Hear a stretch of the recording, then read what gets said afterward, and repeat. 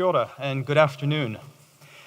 I'm part of an amazing and interdisciplinary team of researchers, and for the past 10 years, we've been looking at the future of farms and rural communities. And just yesterday, we released a short book. In the book, we talk about the research that we've been doing and what we've learned about community resilience. We also talk about the changes that these communities are facing, the environmental, the economic, technological, and policy-related changes. But most importantly, we wrote this book for a technical and a non-specialist audience. We've written over 100 journal articles and conference papers, and we've spent a lot of time talking to ourselves, but this is our chance to try to talk to everyone else. One of the key concepts in our work is resilience. We're often asked to define resilience, and what we say it's the ability to cope with change. And there are two components to that. One component is bounce back, and this is the ability to deal with the shock and return to where you were before. And this concept is often used in engineering or ecology. The second component in resilience is bounce forward. So this is the ability to adapt to change. It recognizes that the world's always changing around us, and it asks the question, well, how do we deal with that? How do we make the best of it? So resilience, importantly, has these two aspects to it. Bounce back, which is about identity and retaining some sense of who you are, and bouncing forward, moving with change. So that's a key concept in the book. And about 2 years ago, when we started our book project, we pulled together all this work we'd done, and we looked for common threads. And we decided on 4 themes, and you've got them here. First, people have options. It's important to recognize when you're working with rural communities that people generally aren't stuck in one land use, one activity. They actually have options. The second thing is that people in communities are helping themselves. They're creating their own futures. They are active agents in their lives. The next 2 themes are about resilience itself. First of all, resilience is complex, and I'll talk more about that in a moment. And then secondly, resilience has lots of scales to it. We say it's local and larger. So I can walk through all the theory and the themes for you, but what I want to do now is make it real with a concrete example. I want to talk to you about Wairoa and Ngāti Pahuera. And this is a picture from some of our work in Wairoa. And I think this captures these 4 themes. What you have here is a group of men who are laying down a hangi for an event that they've put on for rangatahi. And what you see here is a group of people who've come together to help each other out, to work towards a common purpose. At the same time, they're living in and supporting their own culture and helping to pass it on to the next generation. So you get that complexity, you get those different scales acting, you get people creating their own futures. But when we talk about resilience, we don't just use photos like this and stories about communities. We also use statistics. Now, I hear a bit of a groan, but actually when we go out into communities, we find it really useful to talk about statistics because we can use them to challenge people's preconceptions. And I want to give you an example of that.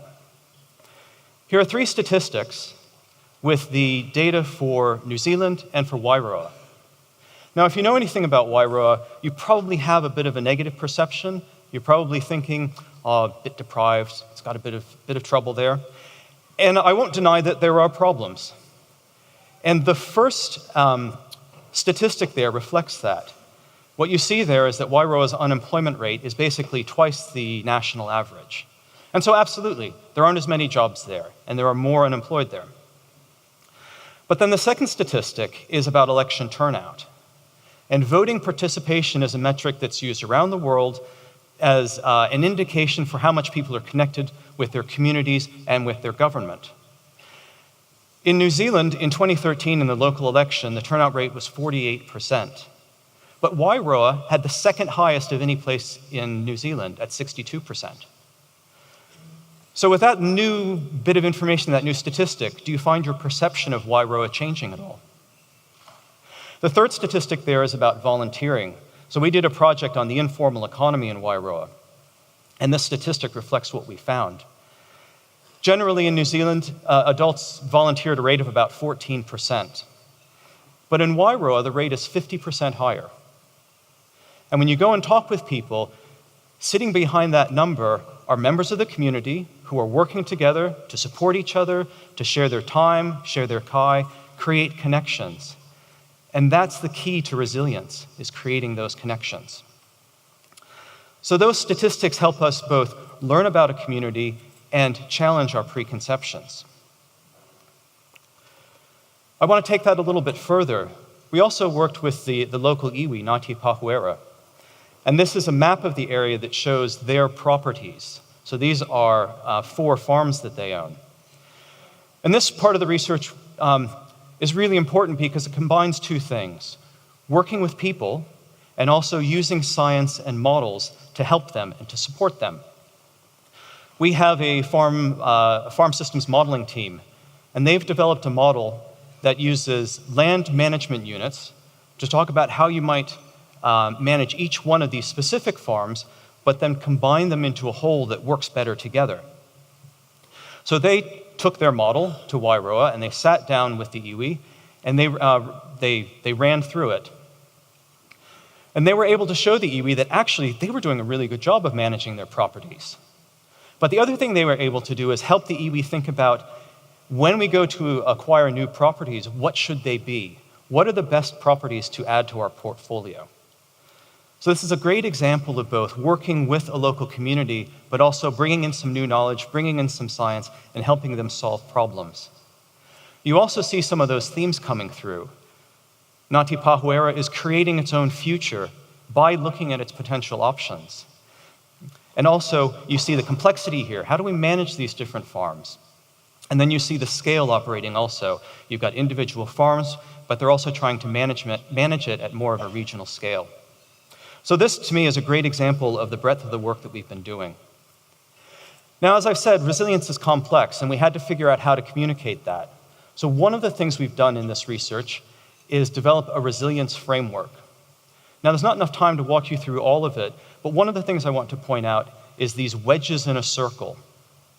What that does is it helps us talk about the individual resilience dimensions. Each one of the wedges represents social or cultural or economic resilience. But you can put them into a whole and get a snapshot of resilience. So this is something that we've used to track complexity. And what we've done is we've gone out into communities and we've held workshops and we've asked them, so what's good about your place? What are your challenges here? And how resilient do you feel? Now, that last question might seem a bit funny. How do you ask people how resilient they are? But actually you can, and you can get sensible answers. And it's actually really important to go and talk with them, because one of the things we've noticed is that when you're making business decisions or when you're developing policies, you are making judgments about communities. You're also working from preconceptions about communities. And it's actually really important to go out and talk with the people there, to hear their voices. And one thing that our techniques and our models and our frameworks do is allow us to kind of surface those ideas, to bring them out into the open so they become part of the kōrero. And I'll show you an example of this. So this map here has data from the New Zealand Deprivation Index. We went and we did workshops in four towns on this map. And each one of those towns, according to the Deprivation Index, scores a 5. All of them are most deprived. So when you walk into a town, it doesn't actually tell you very much about the place you're entering. All you know is it's most deprived. So these are the results after we held the community workshops. These are the 4 original towns plus 2 more places where we've done some work. And there you see the diversity. Different towns have identified different sources of strength. They've identified different weaknesses. And you can see those patterns emerging. So using this framework gives us a lot more information about the places where we've been working. they're not all uniformly deprived. They're not all a 5. And having this kind of fine-grained information is really important. So at the beginning, I mentioned that we've published a book yesterday. We've brought along a few copies. I understand they're giving some of them out. It'd be lovely if you came and talked with us about it. So I'm here. I'm happy to talk afterward. And I've also come along with my colleague Penny Payne from Ag Research. Please come and talk with us. We'd love to hear what you have to say and tell you about the work that we've been doing. I've been asked a couple of times to summarize this work, and it's really hard. I mean, you've seen the frameworks that I've put up, and you can see the differences across the town. So the best I can really do is to use that well-known whakatoki. He aha te mea nui o te ao. He tangata, he tangata, he tangata. Kia ora.